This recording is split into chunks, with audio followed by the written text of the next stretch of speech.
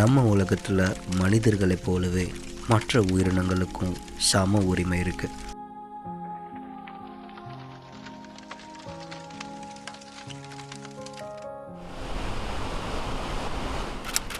சென்னை, நாள் 3/11/2014.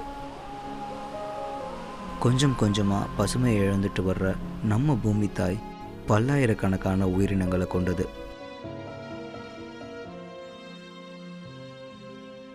அடர்ந்த கட்டிட காடுகளில் வாழும் நம்மளை போன்ற மனிதர்களோ அதை மறந்துடுறோம். சக மனிதர்களை பற்றி கூட கவலைப்பட நினைவில்லாத நமக்கு நம்ம கூடவே வாழும் வாயிலா ஜீவராசிகளை பற்றி மட்டும் எப்படி கவலைப்பட தோன்றும்? இதுதான் இன்றைய சமூகத்தோட பொது நடப்பு. இந்த பொது நடப்பிற்கு விதிவிலக்காக விளங்குபவர்கள் ரொம்பவே சொற்பம். அந்த சொற்ப சகாக்களுக்கு துணையாக இயங்கி வர்ற ஒரு அமைப்பு தான் ப்ளூ கிராஸ் ஆஃப் இந்தியா. வெயிலோ மழையோ பகலோ இரவோ வாரத்தில் 7 நாட்களுமே 24 மணி நேரமும் விலங்குகளுக்கு உதவிக்கரம் நீட்ட தயாராக இருக்கும் ப்ளூ கிராஸ் இயக்கம் முதல்ல 1959ஆம் ஆண்டு இப்போது சென்னைன்னு அழைக்கப்படுற முன்னாள் மெட்ராஸில் தான் துவங்கப்பட்டது. இதை 1964ஆம் ஆண்டு தான் சொசைட்டிஸ் ரெஜிஸ்ட்ரேஷன் ஆக்டுக்கு கீழே பதிவு செஞ்சாங்க. இந்த இயக்கம் பல ஆண்டுகளாக விலங்குகளுக்கான உரிமை பற்றியும் அவற்றின் பாதுகாப்பு பற்றியும் மக்களுக்கு உணர்த்த எண்ணற்ற முயற்சிகளை பண்ணிட்டு வருது. அந்த முயற்சிகளுக்கு பயன் இருக்கான்னு கேட்டால் கண்டிப்பாக இருக்குன்னு தான் சொல்லணும். ஏன்னா இந்தியாவின் மிகப்பெரிய அனிமல் வெல்ஃபேர் ஆர்கனைசேஷனான ப்ளூ கிராஸுக்கு கிட்டத்தட்ட ஒரு நாளைக்கு 75லிருந்து 200 ரெஸ்கியூ கால்ஸ் வரைக்கும் வருது. இதில் குறைந்தது 60 ரெஸ்கியூஸையாவது ப்ளூ கிராஸ் வெற்றிகரமாக செஞ்சிடுறாங்க. ப்ளூ கிராஸுக்கு வர்ற அழைப்புகளில் 90% விபத்தில் சிக்கி காயமடைந்த விலங்குகளுக்கு உதவி கேட்டு வரும் அழைப்புகள் தான்.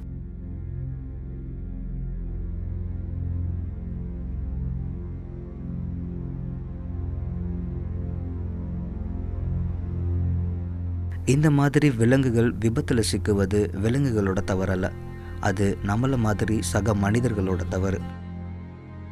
விலங்குகளை ஒரு உயிராக மதிக்க தெரியாத மூடர்களின் மூர்க்கத்தனம்னு கூட சொல்லலாம். மனிதர்களான நமக்கு தான் 6ஆம் அறிவு இருக்கிறது. உலகில் வாழும் அனைத்து உயிர்களுக்குமே உணர்வுண்டு அப்படிங்கிறத புரிஞ்சுக்கிறதுக்கு தான் அந்த 6ஆம் அறிவு. வழக்கம் போல் இன்றைக்கும் ப்ளூ கிராஸ் இயங்க தொடங்கிடுச்சு. ஜென்ரல் மேனேஜர் டான் வில்லியம்ஸ் அவருடைய பணிகளை செய்துட்டு வர்றாரு. டான் வில்லியம்ஸ் யாருன்னா அவர் ஒரு எக்ஸ் மிலிட்ரி கமாண்டோ. 1980லிருந்து 2003ஆம் ஆண்டு வரைக்கும் பல சிறப்பு சேவைகளை வெற்றிகரமாக நிறைவேற்றியிருக்காரு. 2010ஆம் ஆண்டு Don Williams Blue Cross of இந்தியாவோட ஜென்ரல் மேனேஜராக தன்னோட சேவையை தொடங்கினார்.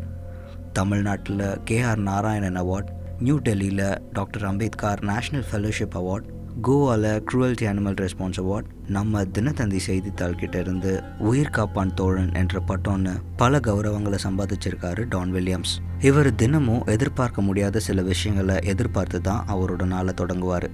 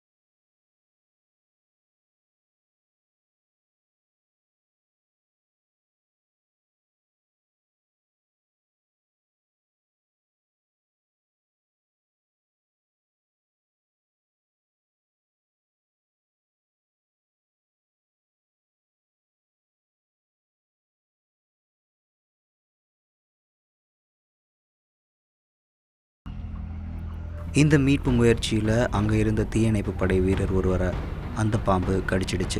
அவரை இப்போ வரைக்கும் தீவிர மருத்துவ கண்காணிப்பில் வச்சிருக்கிறதா தகவல் கிடைத்திருக்கு. கடிச்சவர் பேர் என்ன? ஃபயர்மேனு ஆ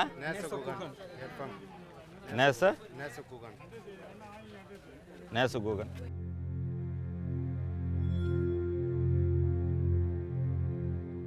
நீங்கள் மலைப்பாம்பு ஸ்டூடெண்ட்டு அதனால தான் ஓடி வரோம். நாங்கள் எங்கிருந்தோ ஓடி வரோம். இந்த பாம்பு காப்பாற்றுறதுக்கு நாங்கள் வரலைங்க, பாம்புலேருந்து உங்களை காப்பாற்றுறதுக்கு தான் வரோம்.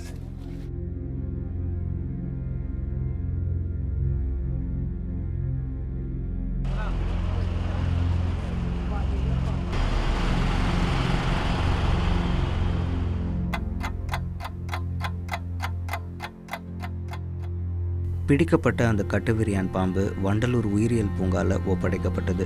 அங்கே ஒப்படைக்கிறதுக்கு முன்னாடி அந்த பாம்பை பிளாஸ்டிக் பையிலிருந்து துணியாலான பாம்பு பிடிக்கும் பையில் மாற்றினார் டான் வில்லியம்ஸ். அப்போது தான் அந்த கொடிய கட்டுவிரியானை பார்க்கும் வாய்ப்பு நமக்கு கிடைத்தது. இதுதான் இன்னைக்கு ப்ளூ கிராஸ் அமைப்போட முதல் பணி. These are simple techniques which I am myself adopted. இந்த பாம்புடைய பேர் கட்டுவிரியன், இங்கிலீஷில் வந்துட்டு ரசில்ஸ் வைப்பர்னு சொல்லுவாங்க. ஏஷியாவில் அதிக பாம்பு கடி சாவு இந்த பாம்பால் தான் வரக்கூடியது. இந்த பாம்பு சுமார் வந்துட்டு 5.5 அடி வளர்றதுக்கு சான்ஸ் இருக்குது. இப்போ இதையும் வந்துட்டு ஃபுல் க்ரோன் ஸ்னேக்குன்னு சொல்லுவாங்க. 4 அடி பாம்பு, இது வந்துட்டு ஃபுல் க்ரோன் ஸ்னேக்கு. இந்த பாம்பு நல்ல பாம்பு மாதிரி கிடையாது. இந்த பாம்பு கண்டினியூஸாக வந்துட்டு கடித்த உடனே நீங்கள் வந்துட்டு மாறி வந்துட்டு வேறு இடத்துக்கு போகலன்னு சொல்லி ஆச்சுன்னா அது திரும்பி உங்களை கடிக்கும். அதே மாதிரி வந்துட்டு இது ரொம்ப ஷை ஸ்னேக். இது வந்துட்டு யாருமே சீக்கிரமாக வந்துட்டு கடிக்காது. ஆனால் இது பக்கத்தில் போயாச்சுன்னா, இது ஸ்ட்ரைக்கிங் டிஸ்டன்ஸில் வந்துட்டு போயாச்சுன்னா கண்டிப்பாக கடிக்கும்.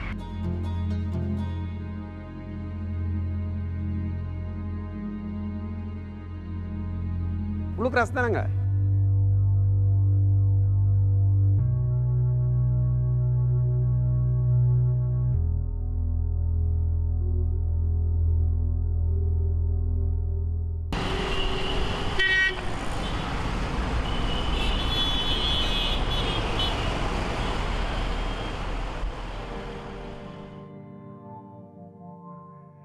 விலங்குகள் கிட்ட பாசம் காட்டுற மனிதர்களை நாம் பார்த்துருப்போம். ஆனால் டான் வில்லியம்ஸ் அதுக்கும் ஒரு படி மேலே. மனிதர்கள் பாசமாக பேசினா விலங்குகளுக்கு அது புரியும்னு நம்புகிறவர். வாயில்லாத ஜீவன்களோட பாச மொழியையும் சோக மொழியையும் புரிஞ்சுக்கிற திறமை கொண்டவர். டான் வில்லியம்ஸ்க்கு அடுத்ததான் மீண்டும் ஒரு அழைப்பு வருது.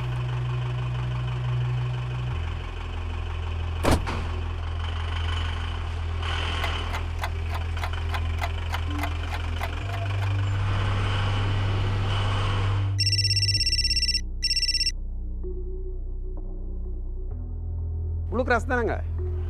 அவர் புறப்பட்ட வேகத்தை பார்த்தாலே நமக்கு தெரியுது ஏதோ அவசர உதவிக்கு தான் டான் போயிட்டு இருக்காருன்னு. இவ்வளோ அவசரமாக போகிறது ஏதோ ஒரு முட்டாள் ஓட்டுநரால் காயமடைந்த காளை மாட்டை காப்பாற்ற.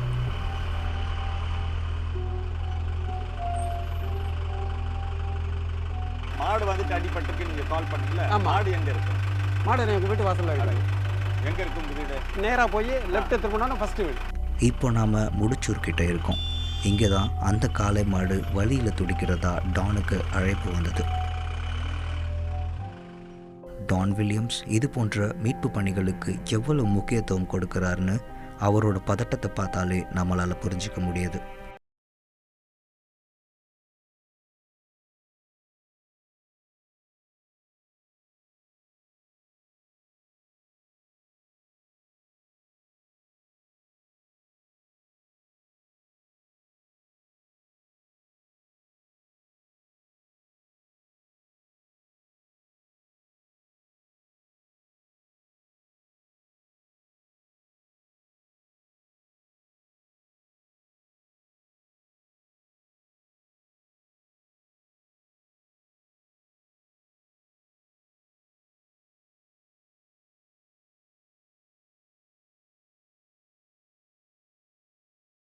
வந்துட்டு இது உட்காந்துன்னு இருக்கு, சரி இதுக்கு ஒரு பனிஷ்மெண்ட், இனிமேல் வந்துட்டு இது உட்காரக்கூடாதுன்னு வந்துட்டு வேணுங்கிட்டு கூட வந்துட்டு ஏற்றுவான். இந்த காளைக்காக பரிதாபப்பட்டு டான் வில்லியம்ஸை அழைத்தவர். டான் வில்லியம்ஸும் அவரோட ஓட்டுநரும் சேர்ந்து வெகு நேரமாக போராடி அந்த காளையை ஆம்புலன்ஸில் ஏற்றி ப்ளூ கிராஸுக்கு கொண்டுட்டு வந்தாங்க. நீ இது படி நான் கட்டுறேன்.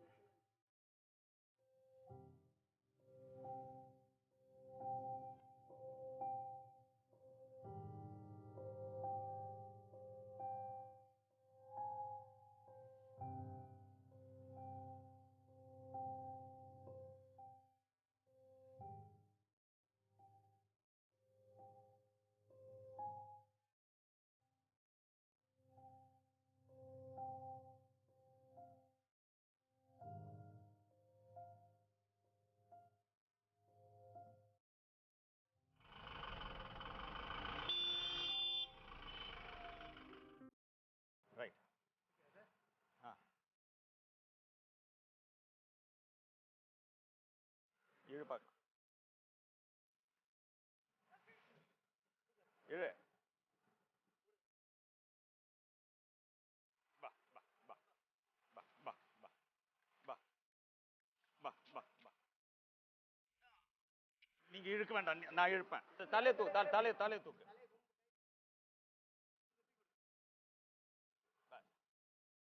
பஸ் அப்படியே பிடி. இந்த ஊண்டு பார்த்தீங்கன்னா இப்போ அது கால் நின்றுட்டு இந்த கால் ஊன்னதுனால திரும்பி ப்ளீடிங் வந்துட்டு ஸ்டார்ட் ஆயிருக்கு. ஸோ அங்கே இருக்கிற அந்த மாம்சம் வந்துட்டு அப்படியே கட் ஆகிற மாம்சம் வந்துட்டு அது வந்துட்டு இப்போ எங்கள் டாக்டர் வந்துட்டு வெட்டினரி சர்ஜன் வந்துட்டு அவர் சர்ஜரி பண்ணிட்டு சர்ஜரி செய்து வந்துட்டு அது வந்துட்டு பேடிங் எல்லாம் போட்டு வந்துட்டு மடிச்சிடுவாங்க. ப்ளஸ் வந்துட்டு இது ஒரு எக்ஸ்ரே எடுப்பாங்க. ஒரு எக்ஸ்ரே எடுத்துட்டு ஏதாவது வந்துட்டு ஃப்ராக்சர் இருக்கா என்னன்னு வந்துட்டு பார்ப்போம். பார்த்த பிறகு இதெல்லாம் வந்துட்டு குணப்படுத்திடலாம். மாடு வந்துட்டு நல்ல மாடா இருக்கு, கோஆப்ரேட் பண்ணுது, நிறைய வலியில இருக்கு, நிறைய ரத்தத்தை வந்துட்டு சிந்தி இருக்கு. So it will be fine.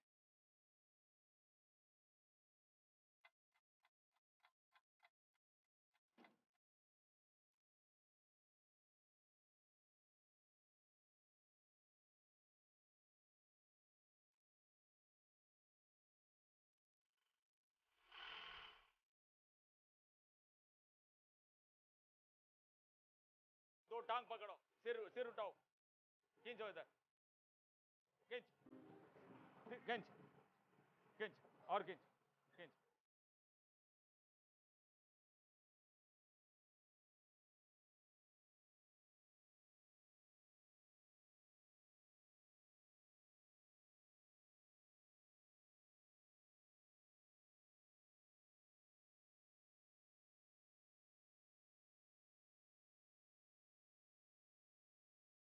அங்கே இருக்க விலங்கு நல மருத்துவர் அந்த காளையோட காலில் ஒரு குட்டி அறுவை சிகிச்சையை செய்தார்.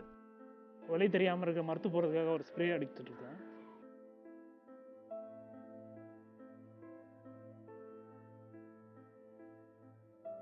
ஆக்சுவலாக இந்த புல் வந்து பார்த்திங்கன்னா ஊஃப் அவல்ஷன் சொல்லலாம். அவல்ஷன் ப்ளஸ் கொஞ்சம் ஃப்ராக்சராக இருக்குது, டிஷ்யூலாம் டேமேஜ் ஆகிருக்கு, பட் ஹைலி கண்டாமினேட்டட் ஆல்சோ. இப்போ வந்து ஆக்சுவலாக நாங்கள் வாஷ் பண்ணுறோம். ஃபஸ்ட்டு கொஞ்சம் லோக்கல் அனஸ்தெட்டிக் ஸ்ப்ரே பண்ணியிருக்கு பெயின் குறையிறதுக்காக. இப்போ வந்து I'm just washing with normal saline. அதுக்கப்புறம் கொஞ்சம் ஆன்டிபயோட்டிக், அதாவது இன்ஃபெக்ஷன் ஆகாமல் இருக்கிறதுக்காக ஆன்டிபயோட்டிக்ஸுக்கும் இன்ஜெக்ஷன் கொடுப்போம். மேபி ஐ திங்க் இந்த கேஸை மேபி ஒரு ஃபாலோ பண்ணோன்னா ஒரு 15-20 டேஸில் கொஞ்சம் ட்ரை ஆக ஆரம்பிச்சிடும். ஒரு 1 வீக்லாம் சரியாகாது, டெஃபினட்டாக 2 வீக்ஸ் ஆகும். ஏன்னா ரொம்ப சென்சிட்டிவான பார்ட் இது. ஏன்னா வெயிட்டை பேர் பண்ணி காலில் கீழே வச்சு இந்த ஃப்ரண்ட் லிம்பு தான் மெயினாக அனிமல் எந்திரிக்கிறப்போ ஃபுல் வெயிட் அதில் தான் போகும். அப்படி இருக்கப்போ பேராக இருக்குது, அந்த ஊஃப் அந்த ஹார்ட் டிஷ்யூவே கிடையாது. ஸோ கொஞ்சம் பெயின் இருக்கும். சில சதையெல்லாம் கொஞ்சம் தொங்கிட்டு இருக்கு, அது அப்படியே ஆற்ற முடியாது. அப்படியே இருந்ததுன்னா கொஞ்சம் பொண்ணு ஆடுறதுல கொஞ்சம் டிலே ஆகும். ஸோ அதை ஷேப் பண்ணி கரெக்டாக ட்ரிம் பண்ணி விட்டால் கொஞ்சம் சீக்கிரம் ஆகும். அதுக்காக அந்த ஹேங்கிங் டிஷ்யூலாம் ஜஸ்ட் ட்ரிம்மிங் இட் ஆஃப்.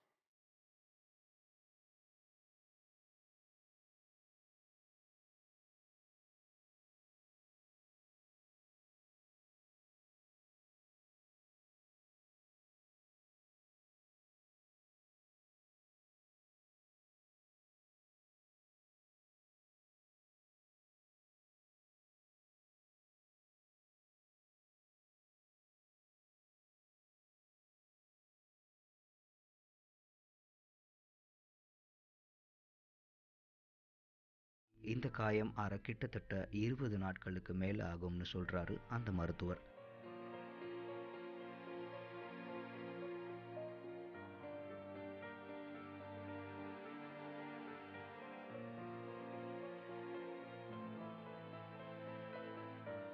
இந்த மாதிரி கிட்டத்தட்ட 100 மாடுகள் ப்ளூ கிராஸில் பாதுகாப்பாக பராமரிச்சுட்டு வராங்க.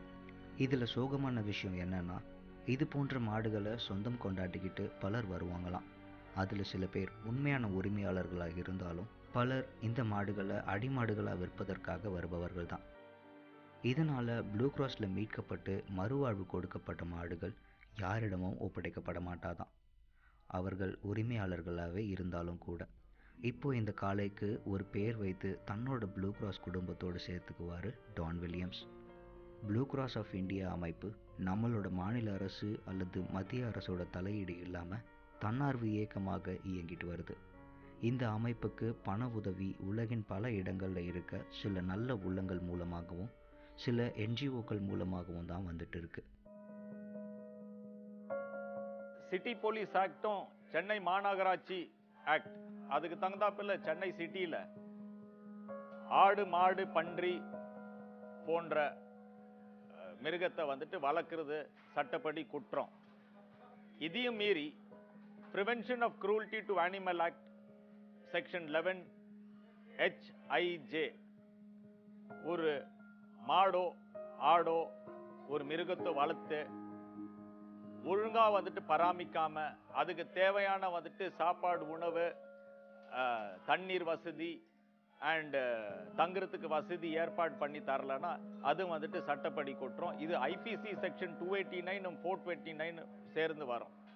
ஸோ யாராவது ஒரு மாடு வளர்த்து இன்னைக்கு காலையில் வந்துட்டு இந்த மாடு எடுத்திருக்கிற மாதிரி அந்த மாடு அடிபட்டிருக்கு, இப்போ யாராவது உரிமையாளர் வந்து இந்த மாடு ஏன் மாடுன்னு சொல்லும் போது அவர் மேலே வந்துட்டு சட்டப்படி ஆக்ஷன் எடுக்கிறதுக்கு எங்களுக்கு அதிகாரம் இருக்கு.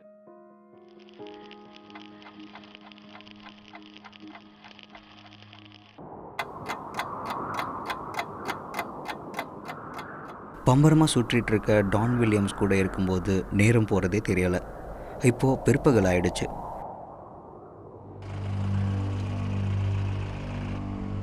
அவருக்கு மீண்டும் ஒரு கைபேசி அழைப்பு வந்தது. என்னன்னு நமக்கு விசாரிக்க கூட அவகாசம் இல்லை. நம்மளையும் அவரையே பின்தொடருமாறு வேகமாக ஆம்புலன்ஸில் ஏறி புறப்பட்டார்.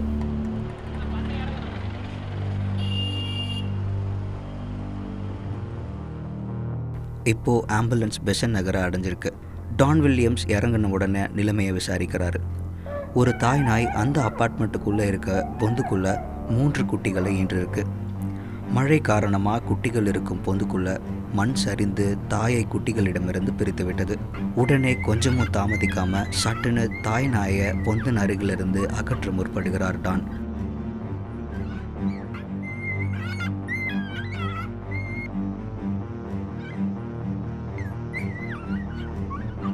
இந்த பாச போராட்டத்தில் தாய் நாய் டானை கடிக்க முற்படுது.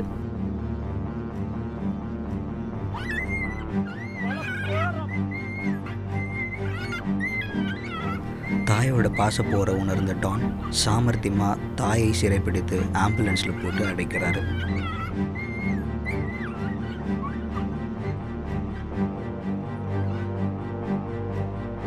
பின்னர் அந்த பொந்தில் சரிந்திருந்த மண்ணை மண்வெட்டி மூலமாக அகற்றி ஃப்ளாஷ் லைட் ஒன்றின் உதவியோட பொந்தினுள் தானே சென்று 3 உலகறியா குட்டிகளை காப்பாற்றுறாரு.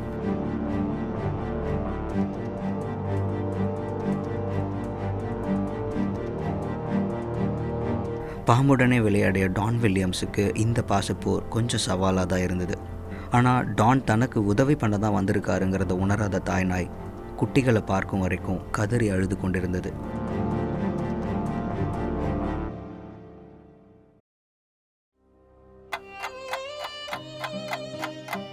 குட்டிகள் எல்லாம் பொந்தில் சிக்கி இருந்ததால் 2 நாட்களாக பட்டினி கிடந்திருக்கின்றன.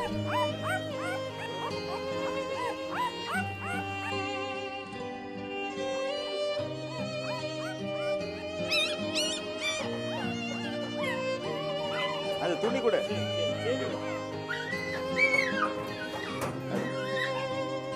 கதை சார்.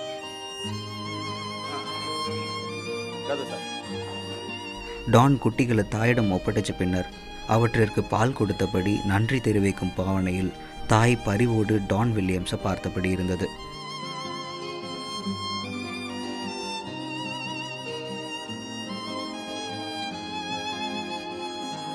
ஒரு குடும்பத்தை மீண்டும் ஒன்று சேர்த்துவிட்ட கௌரவ கர்வத்தில் புன்னகைத்தார் டான் வில்லியம்ஸ். இது மாதிரி அற்புதமான மனிதர்களை பார்க்கும்போது நம்மளை மாதிரி சாதாரண மனிதர்களுக்கும் வாழ்வில் ஒரு அர்த்தம் சேர்க்கணும்னு நிச்சயம் மனசோரத்தில் ஒரு எண்ணம் எட்டி பார்க்கும். டான் வில்லியம்ஸோட இந்த தன்னலமற்ற பணி பூமி தாயோட சுயநலத்திற்காக என்றைக்குமே தொடரும். உயிர் காப்பான் தோழன் என்றுமே விலங்குகளுக்கு தோழனே.